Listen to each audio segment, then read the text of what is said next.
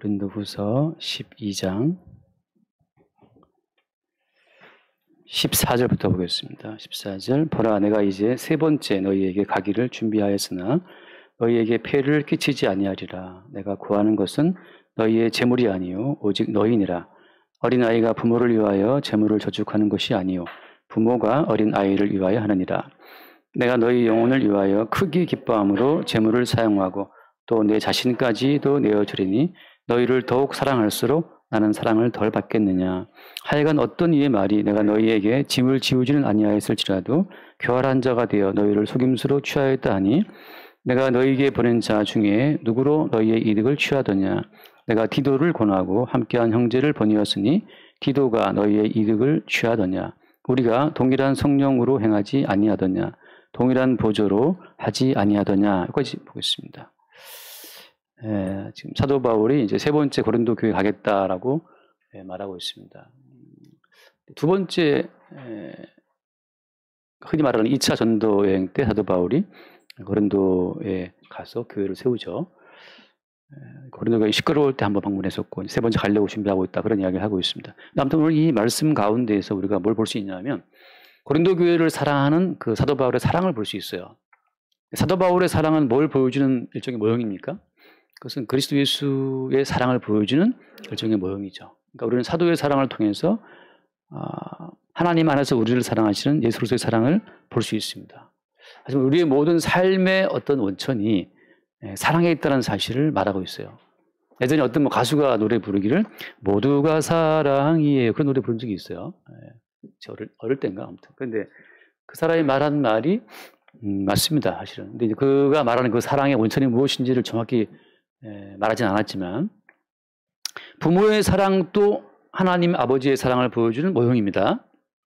남자 여자의 사랑도 마찬가지죠. 우리의 신랑 되신 예수의 사랑을 보여주는 모형이에요. 이 땅에 존재하는 모든 어떤 사랑의 관계라고 하는 것은 상당히 유한하죠. 자식을 향한 부모의 사랑은 영원하고 완전합니까? 그렇지 않거든요. 어떤 부모는 자식에게 정말 강남에 좋은 학원을 보내고 싶어도 마음은 있지만 못 보낼 수 있거든요. 그러니까 인간의 사랑이라는 것은 마음은 간절한데 상황이 안 돼서 못할 수도 있어요. 어떤 부모가 자식에게 좋은 집에 살게 하는 그 어떤 바람을 누가 안 주고 싶겠습니까? 그죠? 모든 부모는 자식에게 좋은 걸 주고 싶지만 능력이 부족하거든요. 그러니까 인간의 모든 사랑은 한계가 있어요. 마찬가지로 남편과 아내가 사랑한다? 남편과 아내 사랑하면 다 좋은 걸 주고 싶죠. 근데 어떻습니까? 여러 가지 또 한계가 있어요. 따라서 인간의 모든 사랑은 굉장히 순수해 보이고 아름다워 보이지만 인간의 모든 사랑은 다 약간의 하자가 있고 흠이 있어요. 왜 그렇습니까?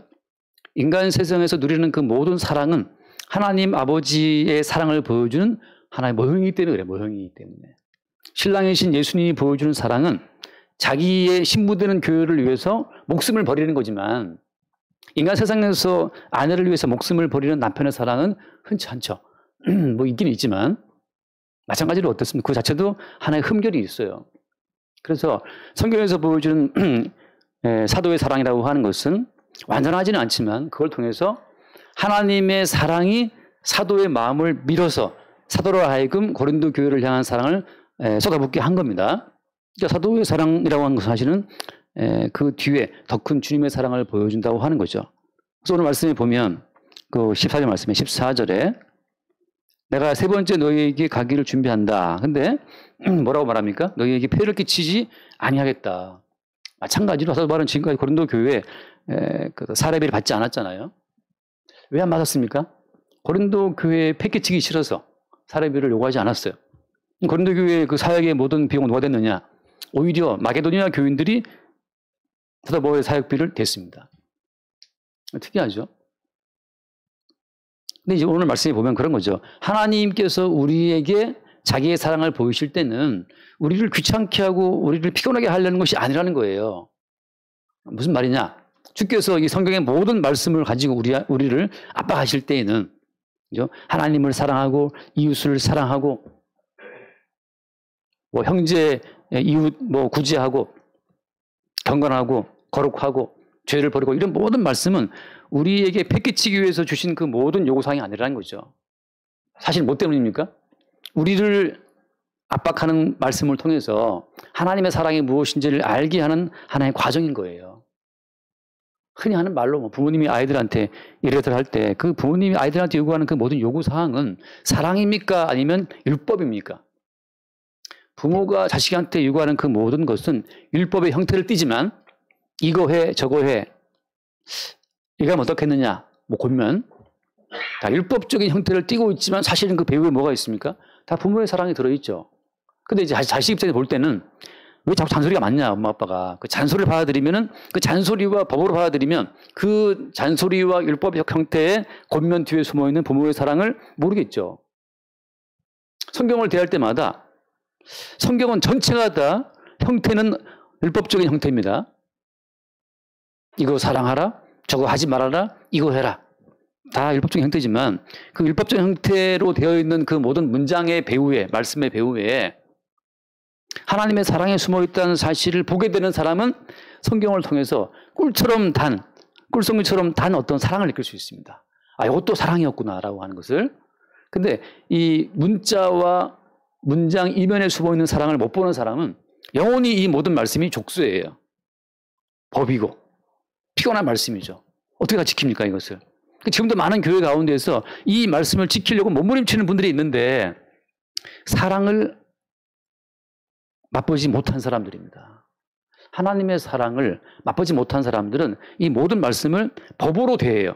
내가 지켜야지. 내가 지켜서 지킨 것만큼 인정받아야지. 그건 종의 마인드예요. 종의 마인드. 종들은 본인이 행한 것만큼 그 삭스를 받잖아요. 종들은, 노예들은. 마찬가지죠. 오늘 회사에 다 회사의 노예들인데 다 회사 나가면 어떻습니까? 회사에 나가서 뭔가를 한 것만큼 사장이 월급을 주는 거 아니에요. 근데 어떻습니까? 아들은 아무것도 하지 않아도 당당하게 아빠, 엄마하고 손을 내밀죠. 당당하게. 아들과 딸들은 진짜 아무것도 한 거 없어요. 집에서 맨날 뭐 퍼먹고 맨날 돈 쓰고 맨날 뭐 해입고 그래도 항상 당당해. 반말을 막 날리면서 말이지. 아빠, 엄마 하고 막 이 손을 내민단 말이죠. 네 뭐 했는데 집에 뭘 했길래 네가 설거지를 한 번 했냐, 뭐 빨래를 한 번 했냐. 그래도 항상 당당한 것은 뭐 때문입니까? 그 아버지나 어머니가 던지는 그 모든 명명형용의 문장 배후에 숨어 있는 부모의 사랑에 대한 신뢰, 그 부모의 사랑에 대한 믿음이 있기 때문에 당당한 거죠.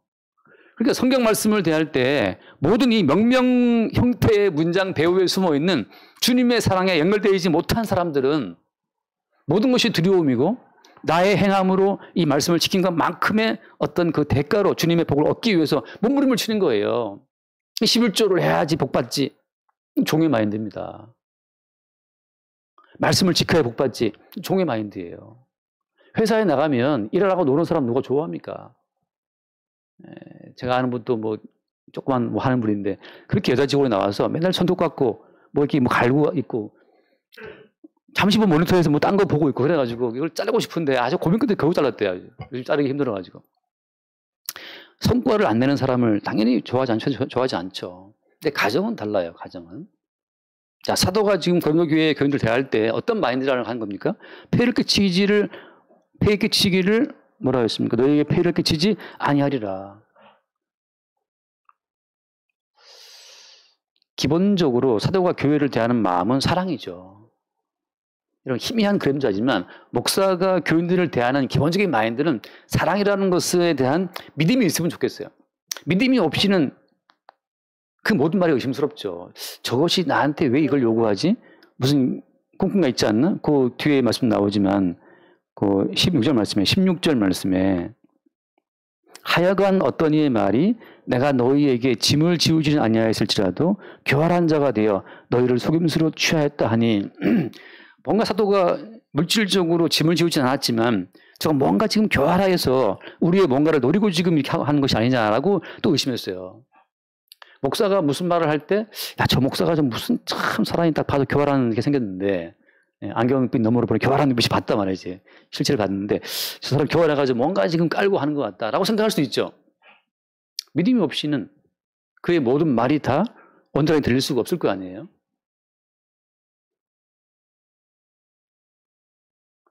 제가 지금까지 목회를 하면서 집을 2채를 날렸는데, 그다음 제가 산 집은 아닙니다. 아는 분이 사다 준, 아는 분이라 해봐야 뭐, 친구가 사준 집이지만, 생활이 어려우니까 집 팔고 전세로, 전세 팔고 월세로. 이렇게 되다 보니까는 뭐 계속 남는 건 없죠. 근데 제 기억 속에는 그래요. 제 사례비를 여러분한테 강구한 적 없다는 생각이 듭니다. 물론 사람도 없긴 했지만. 단지 한번 언제 요구했느냐. 우리 모두가 함께하는 예배 공간을 위해서, 예배당 공간을 꾸미기 위해서 뭔가를 요구했던 적은 있고, 예배당 공간을 위한 최소한의 그 유지비를 위해서 뭔가를 요구한 적은 있지만, 생활비를 위해, 사례비를 위해서 뭔가를 요구한 적 없다는 생각이 들어요. 제 기억에 남지. 물론 있을지도 모르지만 나도 사람이니까. 근데 어쨌든 간에 폐해를 끼치고 싶지 않은 마음. 왜? 형편을 다 알고 있으니까. 폐해를 끼치고 싶지 않은 그 마음이라고 하는 것은 기본이 어떤 마음입니까? 그냥 주님의 어떤 복음과 말씀 안에서만 소통하고 싶은 그 하나의 소망이죠.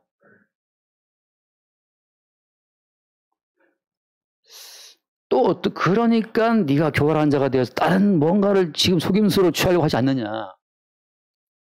지금 가끔 인터넷에서 유명하게 날리는 분이 있어요. 그 어떤 목사님. 하나님도 나한테는 꼼짝 못해 이러는 목사님 계시는데, 그 목사님이 그렇게 그 교인들한테 신뢰를 얻는 것은, 그렇게 그 사람이 많은 사람을 군중집에 동원하는 것은 그냥 된 게 아니에요. 그분 또 무수히 집 팔아먹었습니다. 장모님이 갖다 준 전셋집, 그거 날려서 교인들 가난한 자 나눠주고 말이죠. 교인들이 여러 해 모아서 그 사택 준비한 것도 다 나눠줬어요. 그러기를 여러 번 했어요. 그 과정을 통해서 무지막지한 신뢰를 얻은 겁니다. 아, 저분은 사심이 없어. 신뢰를 얻은 거죠. 근데 그 신뢰가 무서운 거예요. 왜? 그 신뢰가 사람을 속이는 겁니다. 그리스도 예수께 가야 될 신뢰를 중간에 목사가 다 낚아챈 거죠. 나폴레옹이 황제가 되어 러시아 전쟁을 나갈 때 그 부상을 입은 병사의 그 상처난 그 부위를 입으로 빨았다 하잖아요. 입으로 그걸 빨아가지고 상처 고름을 이렇게 뱉어줬는데, 그 이야기를 듣고 그 병사의 어머니가 내 아들은 죽었다 이제. 무슨 말입니까? 리더가 그 작은 병사의 상처에 고름을 빨았다라는 그 소문이 쫙 퍼지면서 그 수없이 많은 프랑스 병사들의 마음에 나폴레옹을 향한 충성심을 깨운 겁니다. 많은 젊은이들이 저렇게 부하를 사랑하는 황제의 그 사랑에 보답하기 위해서 기꺼이 총을 들고 전쟁터에 나간 거예요. 그래서 무수히 많은 젊은이가 죽었어요. 그것을 간파한 그 병사의 어머니가 내 아들은 죽었구나 이제. 그게 군중들의 마음을 훔치는, 군중의 마음을 도둑질하는 리더의 하나의 자질입니다. 모든 리더는 사람을 미혹하는 힘이 있어요. 아주 매력적입니다. 말과 언어와 행동 거지에 사람들의 어떤 그 지지를 끌어내는 힘이 있어요. 그러니까 대통령을 하고 왕을 하지. 저처럼 뭐 이렇게 말 버벅거리고 그러면 누가 따라오겠습니까? 뭐 하다 보면 뭐라는 거야 하고 돌아갈 수 있겠지. 그럴 마음도 없지만. 사도 바울이 고린도 교회 사례비를 받지 않고 폐를 끼치지 않기를 원하니까, 또 그 대적하는 그들이 말하기를 저 사람 사례비를 안 받지만 언제 교활한 사람이기 때문에 또 뭔가를 얻으려고 지금 속임수를 또 쓰고 있다고 또 오해하고 있어요. 믿음이 없이는 끝없는 불신의 반복이죠. 바꿔 말하면 어떤 겁니까? 성령으로 말미암아 그리스도 예수를 믿는 믿음의 연합이 안 된 사람들은 어떻게 무엇을 한다 하더라도 주의 사랑 속에 들어올 수가 없어요. 자, 오늘 중요한 하나의 포인트 나갑니다. 하나님의 사랑이라는 것은 아까 기도하신 성도님 기도처럼 일방적이에요. 일방적. 하나님의 사랑은 내가 원한다고 오는 게 아닙니다. 나 사랑받고 싶어요 라고 한다고 해서 주님이 그 사람을 사랑하는 게 아닙니다. 성경에 나오는 모든 이야기는 언약이라는 기본 틀이 있는데, 언약 속에서는 하나님의 의지만 살아있어요. 하나님의 의지와 그 아들 예수로서의 의지에 의해서 모든 것이 돌아가는 겁니다.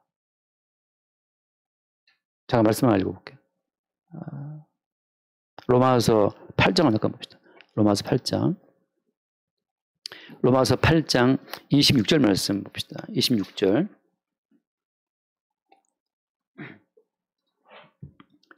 이와 같이 성령도 우리 연약함을 도우시나니 우리는 마땅히 기도할 바를 알지 못하나 오직 성령이 말할 수 없는 탄식으로 우리를 위하여 친히 간구하시느니라. 자, 성령께서 우리를 위해서 막 간구 기도하신대요. 탄식하시면서. 누가 우리를 위해서 탄식하며 기도할 자가 누가 있습니까? 아까 기도하신 성도님 말씀 기도처럼 가족도 줄 수 없는 그 평강이라는 것이 있잖아요. 그것이 왜 오는 겁니까? 우리를 위해서 탄식으로 기도하시는 성령의 기도가 있기 때문에 가능한 거죠. 누가 목사가 그만큼 우리를 살필 수 있냐? 천만의 말씀이죠. 그 다음 말씀 함께 봐요. 27절 마음을 살피시는 이가 성령의 생각을 아시나니 이는 성령이 하나님의 뜻대로 성도를 위하여 간구하심이니라. 28절 우리가 알거니와 하나님을 사랑하는 자 곧 그의 뜻대로 부르심을 입은 자들에게는 모든 것이 합력하여 선을 이룬다. 하나님을 사랑하는 자, 뜻대로 부르심을 입은 자, 이 같이 연결되어 있잖아요. 하나님을 누가 사랑하느냐? 뜻대로 부르심을 입은 자들만 하나님을 사랑할 수 있어요. 나 주님 사랑할 겁니다. 사랑이 마음대로 생깁니까? 결심한다고 사랑할 수 있나요? 결심한다고 사랑이 생기진 않아요. 이미 뭔가 알 수 없는 사랑이 왔기 때문에 그 사랑이 바깥으로 표현되는 거죠. 그래서 부르심을 입은 자들에게만 하나님을 사랑하는 그 중심이 생긴다고 하는 거죠. 근데 그들에게 무슨 일이 벌어집니까? 그들에게는 합력하여 선을 이룬다라고 하는 거. 결국은 하나님을 사랑하는 자, 뜻대로 부르심을 입은 자, 또 하나님의 사랑을 입은 자, 그들에게는 어떻습니까? 마지막 그 모든 것이 하나님의 사랑을 입는 그 결과로 간다는 거예요. 성도의 삶은 마지막 최종적인 자리는 무엇이냐? 하나님의 사랑을 입고 그 사랑을 확인하는 자리, 그 사랑을 찬송하는 자리가 그게 성도의 마지막이에요. 그게 선을 이룬다고 하는 거죠. 그 다음 말씀 봐. 29절 말씀. 29절 하나님이 미리 아신 자들을 또한 그 아들의 형상을 본받게 하기 위하여 미리 정하셨으니 이는 그로 많은 형제 중에서 맏아들이 되게 하려 하심이니라. 하나님이 미리 아셨다는 거죠. 누구를? 자기가 사랑할 자들을. 언제? 우리가 태어나기도 전에. 아직 우리가 없을 때, 아직 존재가 있기 이전에 주께서 우리를 알았다고 하는 거죠. 그래서 그 뒤에 말씀 30절 또 미리 정하신 그들을 또한 부르시고 부르신 그들을 또한 의롭다 하시고 의롭다 하신 그들을 또한 영화롭게 하셨느니라. 다시 말해서 이미 우리의 존재가 있기 이전에 모든 일은 결정됐어요. 흔히 말하는 결정론이잖아요. 단지 철학에서 말하는 결정론과 차이점은 뭡니까? 철학에서 말하는 결정론이라고 하는 것은 거기 주체가 인간이에요. 그러나 성경에서 말하는 결정론의 주체는 누굽니까? 그 아들 예수 그리스도를 본받게 하기 위하여 그 아들 예수 그리스도가 모든 결정론의 중심에 있습니다. 그래서 그리스도 예수 뜻대로 부르심을 입은 자들은 예수 그리스도와의 연합된 관계에 들어간다고 하는 거죠. 쉽게 말하면 모든 삶의 근원 자체가 예수께 있음을 안다는 거예요. 또 동시에 우리의 모든 삶이 예수님의 삶과 붙어 있다고 하는 거죠.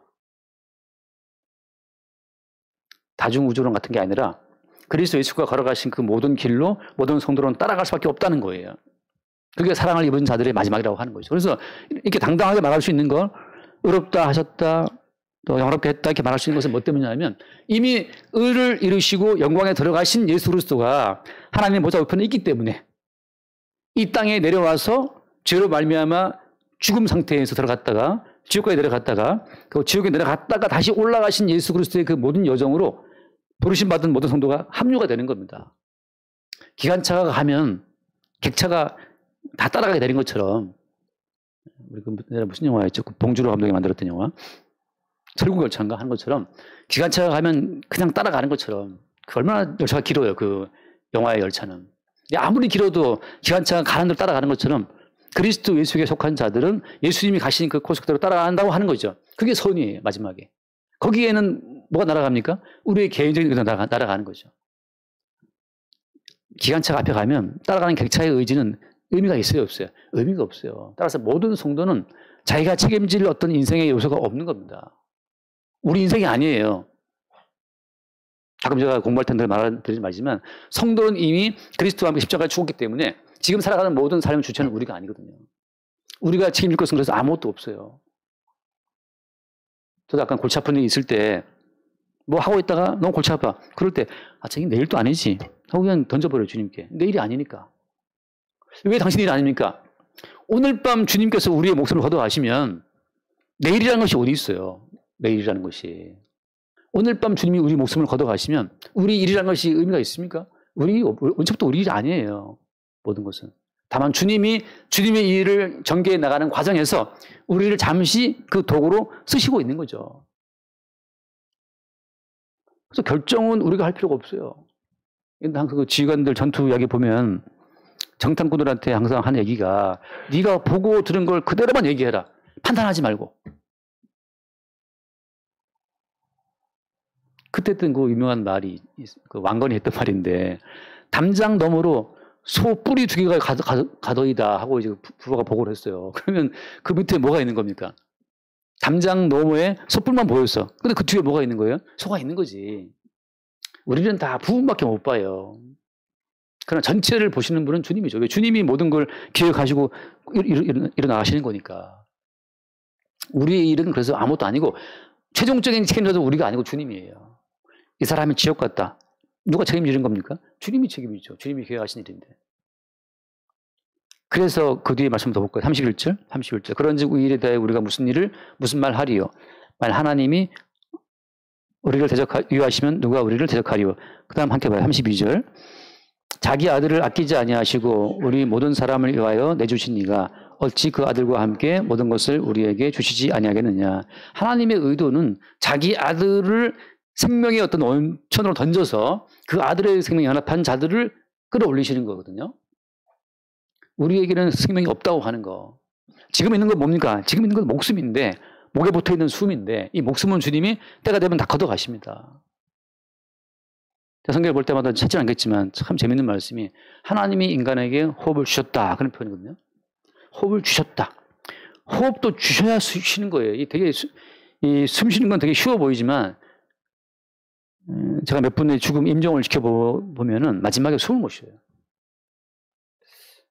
왜 숨을 안 쉬지? 근데 숨을 쉴 수가 없어요. 이게 숨 쉬는 게 되게 쉬워 보이지만 이게 쉬운 게 아닙니다.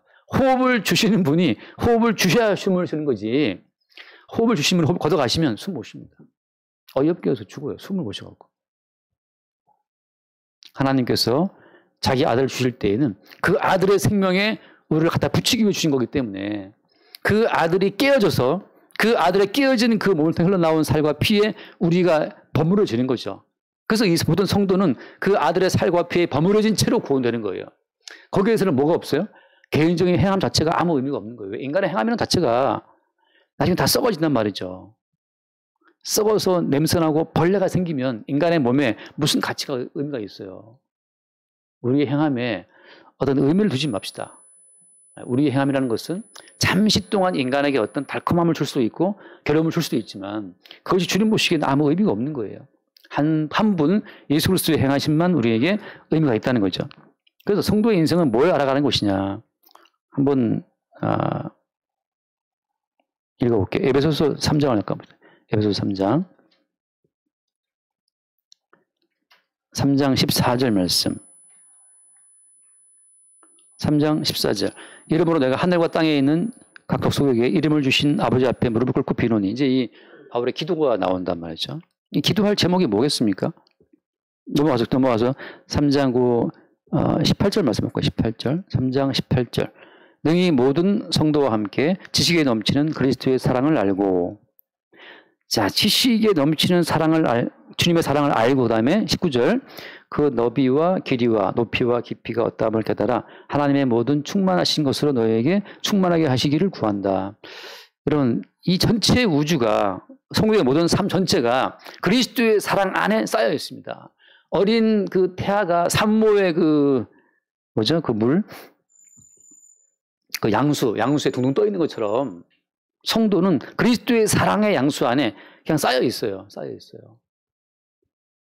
그것을 그 너비와 그 길이와 높이와 깊이가 어떠한 것을 그 사랑의 그 범위가 점점 넓어지는 그 자체가 성도의 인생이라고 하는 거죠. 여러분, 따라서 성도는 인생을 살아갈수록 점점 주님의 사랑의 그 넉넉함을 알게 되는 게 성도지. 인생을 살아갈수록 나만 챙겨. 내가 나를 챙기자 누가 나를 챙겨주겠는가. 자기만 챙기게 되는 게 팍팍하고 들어가는 것이 아니라는 거예요. 반대로 어떻습니까? 자기만 챙기는 자기의 이기적인 그 팍팍함 속에서 역으로 뭘 보는 거예요? 이와 같은 죄인을 대신해 죽으신 주의 사랑을 보게 되는 거죠. 따라서 제가 늘 드는 예처럼 나사로는 거지였지만 넉넉한 주님의 사랑 안에 쌓여있는 사람이었고, 부자는 엄청난 부자라서 매일 파티하고 좋은 옷을 입었지만 그는 자기 사랑, 자기 염려, 자기 근심에 쌓여있던 사람이었어요. 가난하다고 사랑이 없는 것도 아니고, 또 부자라고 다 사랑했느냐, 그것도 아니에요. 사랑이라고 하는 것은 너무 신비로워서 소유와 좀 무관합니다. 인간의 사랑이라는 것은 가난이 앞문으로 들어오면 사랑은 들어 나간다는 그 말처럼 인간의 모든 사랑은 물질이 있어야 존재할 수 있지만 하나님의 사랑은 그 반대예요. 거지처럼 살았다 하더라도 그 사랑 안에 있을 때는 넉넉하고 충만한 거죠. 그래서 잠깐 누가복음 16장을 보면 누가복음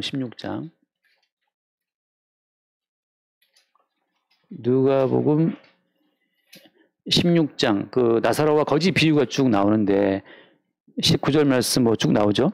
그런데 24절 말씀 보면 이제 저기 지옥 들어가는 부자가 나오는 24절 불러 이르되 아버지 아브라함이여 나를 긍휼히 여기사 나사로를 보내어 그 손가락 끝에 물을 찍어 내 혀를 서늘하게 하소서. 내가 이 불꽃 가운데서 괴로워하나이다. 부자는 살아생전 늘 사람을 시켜먹은 사람이기 때문에 또 시켜먹어. 누구를 시켜먹습니까? 나사로 좀 보내갖고 나한테 물 서비스를 하는 거죠. 지옥 갈 사람의 특징이 뭐냐면 자기는 아무것도 안 한다는 거죠. 다 입으로 뭘 이렇게 시켜먹는 거예요. 이미 부유한 사람이죠. 우리에게 그런 권리가 있습니까? 누구에게 뭔가를 요구할 권리가 우리한테 있나요? 모든 것이 주님의 사랑으로 주어진 선물이기 때문에 감사를 받을 뿐이죠. 근데 아무튼 이 부자는 지금 나사로를 보내서 또 뭐 이렇게 이래라 저래라 시켜 먹고 있는데 여기에서 뒤에 보면 나오지만 그 27절에 보면 7절 이르되 그러면 아버지여 구하노니 나사로를 내 아버지의 집에 보내소서. 또 나사로 시켜 먹으라는 건데 보내소서. 그러면서 한 말이 보면 28절 내 형제 5이 있으니 그들에게 증언하게 하여 그들로 이 고통받는 곳에 오지 않게 하소서 하고 5명의 형제의 그 어떤 안위를 걱정하죠. 참 인간적이지 않아요? 인간적입니다. 인간적인 여기에 무슨 문제가 있어요? 인간적이지만 내가 주체가 되어서 누구를 보내고 뭘 시켜서 뭔가를 하게 할 수 있다라고 하는 거 자기 중심적인 사상이 박혀 있는 거예요. 내가 아니면 안 된다. 나는 할 수 있다. 청구하는 거 할 수 있지. 사람 보내 알게 해줘. 죽은 자가 살아나서 가면 다 믿겠지. 이런 거. 끝까지 어떤 믿음의 주체를 인간에게 두는 거죠. 그래서 그 29절 말씀에 29절에 어디 갔죠? 30절 이르되 그렇지 아니하니이다. 아버지 아브라함이여 만일 죽은 자에게서 그들에게 가는 자가 있으면 회개하리이다. 죽은 자가 가서 말하면 회개하겠지. 여러분 사람이 믿음의 주체를 내게 두면 뭐 신기한 것을 보면 믿겠다는 말을 많이 하거든요. 하나님 보여줘봐 믿을게 그러거든요. 하나님 보여주면 믿을까요 정말? 믿음은 선물이기 때문에 하나님을 보여줘도 믿지 않고 뭐라도 믿지 않을 자는 안 믿습니다. 왜? 믿음은 선물이기 때문에. 그래서 그 뒤에 말씀, 29절 말씀에 29절에 결정적으로 아브라함이 말하죠. 아브라함이 이르되 29절 그들에게 모세와 선지자들이 있으니 그들에게 들을지니라. 31절 함께 봐요. 31절 이르되 모세와 선지자들에게 듣지 아니하면 비록 죽은 자 가운데서 살아나는 자가 있을지라도 고난을 받지 아니하리라 하셨다 하시니라. 모세와 선지자들은 뭘 말하는 겁니까? 이게 모세 오경과 선지자들의 모든 구약을 말하는 건데 당시 성경이죠. 성경 말씀을 통해서 예수 그리스도를 믿지 않으면 아무도 믿지 않아요. 믿을 수가 없어요. 하나님께서 우리를 구원하시는 구원의 방편은 오직 말씀이라고 하는 거죠. 저희 아버님 살아계실 때 항상 저한테 하는 말이 아유 정 목사야 좀 신기한 걸 보여줘야 사람들이 믿지 맨날 말씀만 증거하면 사람 믿겠냐고. 근데 여러분 우리가 누구를 믿게 하려는 그 어떤 생각도 굉장히 위험한 생각이에요. 그 이단들은 믿지 않는 사람들 믿지 않는단 말이죠. 믿게 하면 이단이에요. 어제 어떤 분이 유튜브에 댓글을 남겼는데 참 저는 그 댓글을 보고 제가 또 약간 은혜를 받았어요. 왜냐하면 제가 약간 정신을 차렸단 말이죠. 뭐냐 어디 제인 어쩌고 근데 아무튼 어디 미국에 계신 것 같다는데 이름이 이렇게 썼어요. 목사님, 세상은 알아들을 수 없고 성도만 알아들을 수 있는 말씀을 해주셔서 감사합니다. 이렇게 썼어요. 처음에 이게 뭔 소리 했는데 그 말이 맞아요. 모든 말씀은 세상은 알아들어서는 안 됩니다. 택함받은 주의 백성들만 알아들을 수 있어야 그게 목자의 음성이에요. 양들은 목자의 음성을 듣고 움직이는 거지. 사꾼들의 말은 듣고 도망간단 말이죠. 그러니까 이 모든 말씀 자체는 모세와 선지자들을 통해서 듣지 않으면 안 된다는 이 말처럼 성도만 듣는 것이 성경이고 그게 말씀이지. 제가 얘기를 막 풀어가지고 다 믿게 하려고 막 설득하고 지혜로 말을 다 믿게 했다. 그건 목사의 혹은 그 교회의 어떤 집단을 키우는 데는 도움이 되지만 주께서 유하여 죽으신 형제를 발굴하는 일, 창세전에 택함받은 자들을 그리스도 예수의 말씀으로 이끌어내는 그 일 가운데는 실패하는 거죠. 목사의 모든 말은 그래서 모두가 다 듣기에 좋은 말이 아니고 택함받은 백성이 들을 수 있는 말, 그들에 들릴 말만 하는 것으로 족한 거죠. 그래서 그 짧은 댓글이 또 굉장히 어젯밤 좀 새로웠어요. 모세 헌절의 모든 말은 뭘 의미합니까? 한번 말씀 봐요. 누가복음 24장을 약간 봅시다. 누가복음 24장 44절 말씀, 44절.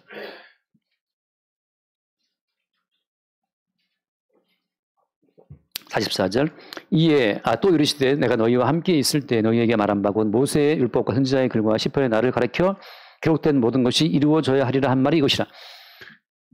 모세와 선지자들의 모든 글, 시편에 냈던 모든 글 다 누구를 향하여 기록된 것입니까? 다 예수 그리스도를 위하여서 가르쳐서 쓰여진 거란 말이죠.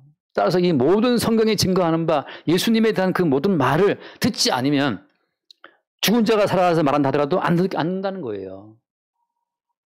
결국 우리는 뭘 증거하는 겁니까? 결국 예수 그리스도의 말씀만을 증거할 수밖에 없는 거죠. 돌아와서 오늘 말씀 돌아와서 보면 그 14절 말씀이에요. 14절. 그래서 그 뒤에 보면 폐를 끼치지 아니하리라 그다음에 내가 구하는 것은 너희의 재물이 아니고 뭐라고 했습니까? 오직 너희니라. 이때 오직 너희는 누구를 말하는 거예요? 오직 너희는 이미 하나님께서 미리 아시고 부르시고 택하시고 의롭게 하시고 영롭게 하신 택함받은 백성들을 말하는 겁니다. 교회 안에 앉아 있어봐야 택함받지 않은 백성은 사실 아무 짝에 쓸모가 없어요. 나중에 다 떠나가고 버림받는 거죠. 제가 지난주에 그 집사님 두 분에 대한 우리 재직회를 통해서 뭐 징계를 하고 그 징계 그 결의문을 제가 쓸 때 거기 참 어떻게 보면 참 제가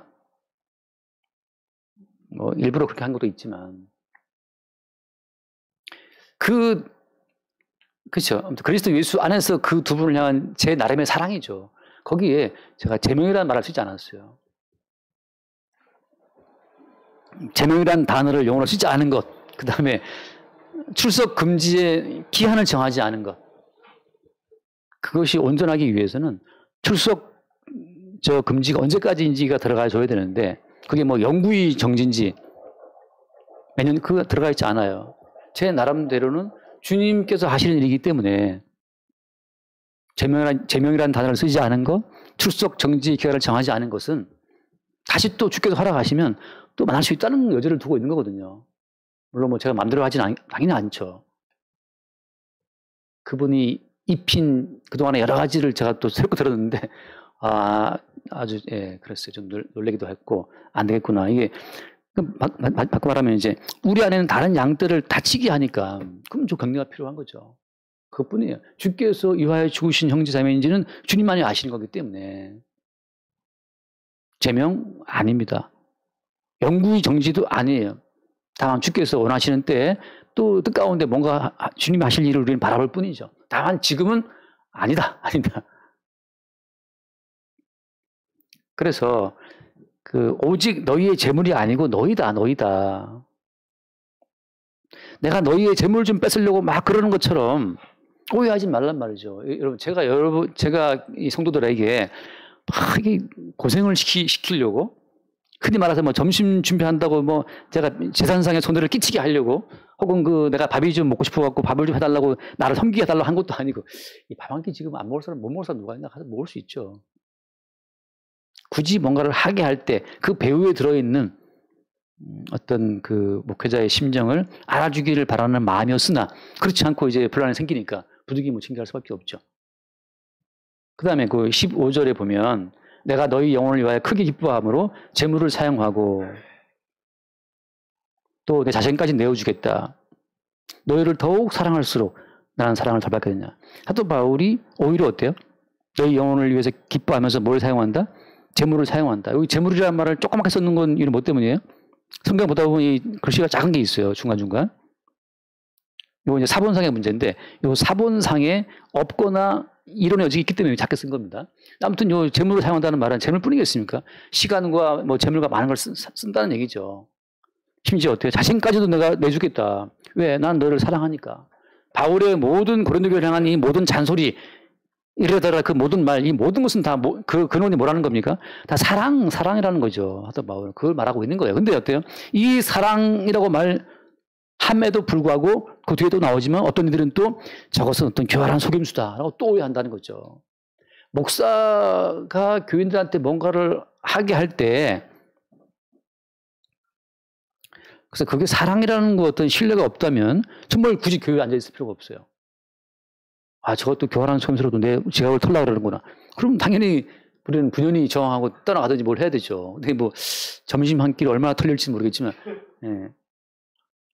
그리고 너무 부담을 갖지 말았으면 좋겠는데, 어제 약간 얘기했지만, 제가 뭐 그 자매분들의 그 수호를 폄하하고 싶지는 않지만, 너무 부담을 느끼면 안 됩니다. 지금이야 제 아내가 항상 밥을 해주셔서 너무 좋은데, 그 아내가 없을 때는 항상 모든 메뉴는 마트에 가서 딱 봐서 모든 메뉴 결정은 1+1이에요. 그날 메뉴는 1+1. 그 다음에 그날 이제 마감이 아니고 뭐 유통기한 임박해가지고 싸게 또 붙인 거 있어요. 그런 게 그날 메뉴입니다. 그래서 애들이, 왜 아빠 오늘은 오리 훈제고기야? 왜겠어? 왜? 1+1이지. 오늘은 저 갈비야. 왜겠어? 오늘 날짜 임박해가지고 지금 그날 당일치 남은 거라서 싸게 한 거죠. 그러면 그 한 만 얼마면 아주 넉넉하게 후라이팬 넘치 후라이팬 다음에 또 먹어야 돼. 너무 부담을 느끼지 않기를 바라고. 너무 잘하려고 하면 또 왜 사람 의식합니까? 주는 대로 먹으면 되지. 그래서 아무튼 간에 중요한 것은 사도가 그런데 이렇게 여러 번 사랑을 표현했어요. 사랑했다. 내가 재물을 사용하고 자신까지 주겠다. 이건 나 뭘 보여주는 겁니까? 하나님이 자기 아들을 아끼지 아니하시고 우리 모든 사람을 위하여 내주셨는데 하물며 다른 것을 아끼겠냐 말이죠. 우리 모든 삶 자체가 지금 내가 염려 근심으로 붙들어 유지하는 삶이 아니에요. 내가 내 인생을 붙들어 염려한다고 해서 우리 인생이 잘 살 수 있습니까? 천만의 말씀이잖아요. 전쟁 한번 터지면, 우크라이나 한번 터지면 지금 50만 명 죽은 거 아니에요. 한반도에 북한에 둥덩이가 미쳐갖고 한번 핵 한번 터뜨리면 순식간에 죽는 건 뭐 망가지는 건 순식간이죠. 왜 오늘 살아있는 겁니까? 우리를 위해 아들을 주시니가 어찌 다른 걸 주시 않겠느냐라고 하는 그 믿음 가운데 있을 때 거지로 살아도 너무 자유로운 거예요. 살아도. 거지가 여러분 꼭 괴로운 것만은 아닙니다. 여러분 솔직히 서울 노숙인들 꼭 괴롭지만은 않아요. 아주 해피한 분들 많습니다. 단지 우리가 우리 것을 유지하려고 할 때, 우리의 것을 유지하려고 애쓸 때 그게 인생이 괴로운 거예요. 좀 망할 수도 있죠. 우리 최동임 목사님처럼 뭐 대리를 좀 뛸 수도 있고, 저처럼 저 얼빵한 사람 대리도 못 뛰죠. 어리버리 하다가 다 놓칠 수 있을 것 같은데. 그 망하고 죽는 걸 너무 두려워서 발발발 떨지 말라 이거죠. 주님 자체가 지금 이 땅에 와서 빨간 벗기고 지금 당하셨는데 우리는 뭔데 이렇게 잘 입고 잘 먹어 잘 살아야 되는 겁니까? 우리가 믿는 주님이 거지가 됐는데 벌써. 너도 거지가 돼야 마땅하지. 주님이 빨간 벗기고 못 벗겨서 수치를 당하고 있는데 우리는 뭐 대단하다고 꼭 좋은 걸 입어야 되겠으며 좋은 뭐 스테이크를 꼭 먹어야 되겠습니까? 나는 먹어야 됩니다. 그래서 내가 주여주 부릅니다. 그게 그 우상의 예수라고 하는 거죠. 한 끼 먹이시면 감사함으로 먹는 거죠. 쪽방촌에서 한 끼밖에 못 먹는 분들, 이 찜통 더위에 에어컨도 없어갖고 더워 죽는 분들도 있는데. 그래서 뭐 우리가 재정으로 조금 후원을 해야겠다 생각이 좀 들었어요. 이게 또 단독 결정은 될 수도 있는데 이거 회의를 해야 될지 모르겠지만. 그 16절 말씀. 하여간 어떤 이의 말이 내가 너희에게 짐을 지주는 아니하시더라도 교활한 자가 되어 너희를 속임수로 취하였다 하니 하여간 남편이 그런 분들이 있다 이거죠. 뭘 해도 하여간 남편이지 목사가 주님의 자리에 올라앉아갖고 교인들을 이래저래 한다. 뭐 그렇게 말할 수도 있고 무슨 교활한 속임수로 또 교인들을 후린다라고 생각할 수도 있고 다양하게 있어요. 제가 살면서 이단 비슷한 말을 들었던 게 딱 2번인데 처음 이단이란 말을 들었더니 가슴이 쿵 내려앉더라고. 그쪽 교회 교인이 우리 교회 왔다고 해서 그쪽 교회 목사님이 이단이라고 저한테 해가지고 그때 참 놀랐어요. 이단이라는 말이 참 쉽구나. 다시 돌아가게 했어요. 이단 되긴 또 싫고. 근데 또 자체적인 이 내부에서 또 실체를 알았다는 분이 신령한 분이 있어갖고 또 잠깐 이번에 웃음이 나오더라고요. 아, 도대체. 그래서 처음 저는 그 카톡을 보고 웃음이 나왔어요. 왜 이렇게 급발진을 하시지? 뭐 이런 느낌이지 않습니까? 막 정지선을 너무 넘어가서 스포츠카처럼 막 달리는 것 때문에. 그래서 그 다음 바로 또 변명하는 거죠. 그 17절. 이거 시간이 갔어, 그냥. 그래서 17절. 내가 너희에게 보낸 자 중에 누구로 너희 이득을 취하냐.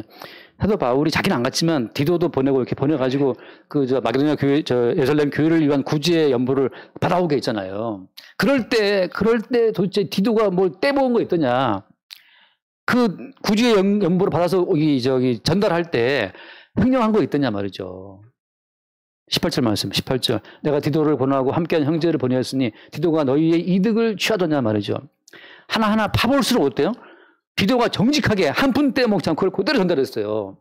그걸 드러났기 때문에 그게 나오죠. 우리가 동일한 성령으로 행하지 않냐더냐. 동일한 보조를 하지 않더냐. 같은 성령으로 움직이기 때문에 거기에 개인적인 이득을 안 취했다는 사실을 말하고 있는 겁니다. 자, 오늘 이야기의 어떤 결론 같은 건 뭐냐면 우리 모두가 주의 사랑 가운데 살고 있기 때문에 주님의 사랑이라는 것을 우리가 알기 위해서는 우리의 마음의 자리를 십자가 앞에 둬야 됩니다.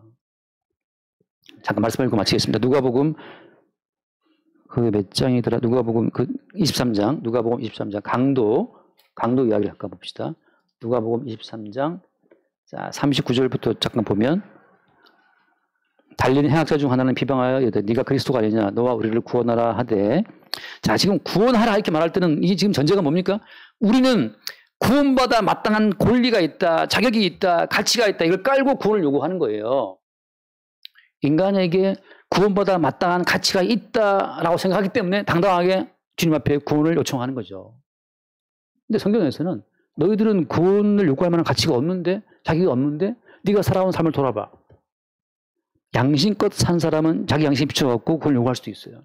근데 하나님의 말씀은 그렇지 않아요. 하나님의 말씀은 하나님의 의에 이를 자가 아무도 없기 때문에 다 너희들은 죽어 마땅하다. 이거 성경에서 말하는 기본 입장이에요. 우리 입장이 있잖아요. 주님은 주님 입장이 있는 겁니다. 베트남 보트 피부들 난민들을 모든 나라가 다 받아준 건 아니거든요. 왜 안 받아줍니까? 불쌍한 사람들. 그 나라 어떤 입장이 있는 거예요. 천국은 열려 있지만 택함 받은 백성에게만 열려 있어요. 우리는 요구하죠. 지금 열어주십시오. 근데 아니에요. 주님의 입장이 있고 주님의 뜻이 있는 겁니다. 40절 한나라는 그 사람 꾸짖어 이르되 네가 동일한 정죄를 바꿔서 하나님을 두려워하지 않느냐. 자 그다음 함께 봐요. 41절 우리는 우리가 행하늘에 상당한 보응을 받는 것이니 이에 당연하거니와 이 사람이 행한 것은 옳지 않은 것이 없느니라. 이거 보면 우리는 우리가 행하늘에 상당한 보응을 받는 것이니 당연하다라고 하죠. 당연하다. 자 제가 누군가 상담할 때 상처 입을 때가 언제냐면 상담하다 보면 그분이 유튜브든지 책이든지 간에 이 땅에서 막 유행하고 있는 그런 어떤 사상과 가치를 바탕에 두고 저한테 막 이렇게 좀 대화할 때가 있어요. 나 상처를 받아요. 왜냐하면은 여러분 유튜브도 뭐든 간에 뭐든지 열면 다 거기에 뭘 전제합니까? 너는 사랑받아 마땅하다고 하는 인간의 어떤 그 존중 가치를 깔고 다 우리를 대하거든요. 진영 논리를 판다 하더라도 어떻습니까? 진영 논리. 내 편에 대해서는 완전히 높여주고 저쪽은 죽이려면 하더라도 아무튼 내 편끼리는 서로의 가치를 인정해 준단 말이죠. 성경은 뭘 말해요? 네가 지금 네의 어떤 그 존재의 가치를 인정받기 위해서 그런 말들에 막 귀를 기울이고 맞아 하고 동의하고 달콤한 말에 이렇게 마음을 주고 있지만 그 사이 물론 그들은 너의 코인을 그 조회수 올려서 너의 돈을 빼가고 있는 거지만 성경은 너희 모두를 죽어 합당한 자로 평가한다고 하는 거죠. 십자가에 죽임당하신 예수님께서 보여주시는 것은 뭐냐 하면 나처럼 너희 모두는 죽어 마땅한 자 이거거든요. 십자가에 달리신 예수를 왜 믿는 겁니까? 십자가에 예수가 죽었으니까 난 잘 살아봐야겠다. 그게 아니고 십자가에 죽임당하신 예수를 앞에 딱 놓고 보니까 우리도 저렇게 벌거 못 끼우고 채찍 맞고 못에 찔려서 죽어야 마땅한 자녀라는 사실을 보는 거죠. 그 저주와 죽음을 깔고 다시 우리의 삶을 보게 되면 우리의 모든 삶은 주님의 사랑의 결과물이에요. 모든 것이 사랑입니다. 하나 걸치고 있는 것도 사랑이에요. 근데 그 십자가의 저주를 깔지 않고 자기를 보게 되면 나를 좀 살려줘. 나의 돈을 좀 줘. 더 잘 살게 해줘. 좋은 집 이사 가게 해줘. 뭐 쓸데없는 기도들이 막 넘쳐나는 거죠. 하나만 더 읽고 마치겠습니다. 로마서 요즘에 로마서 공부하고 있는 로마서 11장에 보면 11장에 9절 말씀 11장 9절 이거 볼까요? 로마 11장 9절 또 다윗이 이르되 그들의 밥상이 올무와 덕과 거치는 것과 보응이 되게 하시었고 그들의 눈은 흐려보지 못하고 그들의 등은 항상 굽게 앞서서 이 다윗이 저주하는 시를 썼거든요. 기독교는 사랑의 종교인데 왜 사랑을 증거하지 않고 이렇게 저주 같은 시를 남발하냐. 어떤 게 목사님이 이 저주 시를 설교 중인가 인용해서 그 교회가 깨져버렸어요. 그 교회가 깨졌어요. 그 교회가. 사람은 다 저주를 싫어하잖아요. 밥상이 올무가 되고 눈을 보지 못하고 등은 꼽사등이처럼 굵게 하라. 왜 나를 저주하냐 이건데 이 말은 무슨 말인가 하면 하나님 보시기에 모든 인간이 이렇게 밥상 자체가 올무와 덫이 되고 눈을 흘려보지 못하고 등은 굽게 하는 것, 이 모든 저주의 상태가 모든 인간에게 마땅한 상태라는 것을 말씀해 주고 있는 겁니다. 이 마땅한 저주를 깔고 십자가를 봐야만 십자가를 통해 우리에게 주어지는 그 사랑의 가치를 그 넓이를 새롭게 볼 수 있는 거예요. 내가 어떻게 이렇게 옷을 양복 한 벌 입고 앉아있지? 그죠? 이 더운 여름에 어떻게 에어컨이 시원한 바람을 쐬고 있지? 어떻게 나를 보고 웃으는 사람이 있지? 예수님은 비방을 받고 조롱받았는데 어떻게 나를 보고 이렇게 웃는 사람이 있냐 말이죠. 예수님은 자기 모친을 못 챙겨가지고서 제자한테 보라 네 어머니다 하고 자기 엄마를 요란하게 넘겼잖아요. 자기가 못 돌보니까 십자가에 지금 죽고 있으니까. 근데 나는 왠지는지 어머니를 섬길 수도 있는 기회도 주어지고 함께 어선도선 살 수도 있고 그 모든 것이 모친까지 챙기지 못하고 죽임당하신 예수님의 그 저주받은 그 어떤 형벌로 말미암아 주어진 은총의 선물임을 알 때 그때 우리 모든 삶이 전체로 사랑으로 뒤바뀌는 거예요. 은혜로. 그게 성도의 삶입니다. 더 얻기 위해서 주어주고 하는 것이 아니고 주고 마땅한 자에게 이미 베풀어 주신 그 사랑의 은혜를 새롭게 뒤집어 보게 되는 그 순간순간들이 말씀을 나누는 순간이죠. 그게 주님의 사랑의 넓이와 깊이를 알아가는 성도의 인생이라는 겁니다. 그렇게 우리 모든 인생이 좀 살아갈수록 이것도 은혜구나 저것도 은혜구나 은혜를 알아가는 삶 될 수 있기를 바랍니다. 맨날 주여 오늘 지금 100만 원 모았습니다. 내일에 200만 원 주시옵소서. 1000만 원 모았습니다. 20만 원 주시오. 주님 야 나는 저 거지로 살다 왔다 이 땅에서. 기쁘게 매 순간마다 거지처럼 그 자유로운 자. 아무것도 없이 완전히 자유로운 거지. 그리고 매 순간 주님이 새롭게 입히시는 것을 입고 먹고 마시고 누리는 그 성도의 삶 될 수 있기를 바랍니다. 기도하겠습니다. 하나님 아버지 감사합니다. 사도의 사랑을 통해서 우리를 아낌없이 사랑하신 그리스도 예수의 사랑을 보게 하시니 감사하고 사도의 참음과 인내를 통해서 지금도 우리를 참고 계신 주님의 사랑과 인내와 참음을 바라보게 하시니 감사합니다. 날마다 우리의 모든 삶이 십자가에 피 흘려 죽으신 주님의 사랑의 결실인 것을 발견하고 주를 찬송하게 하여 주옵소서. 우리 주 예수님을 기도드립니다. 아멘.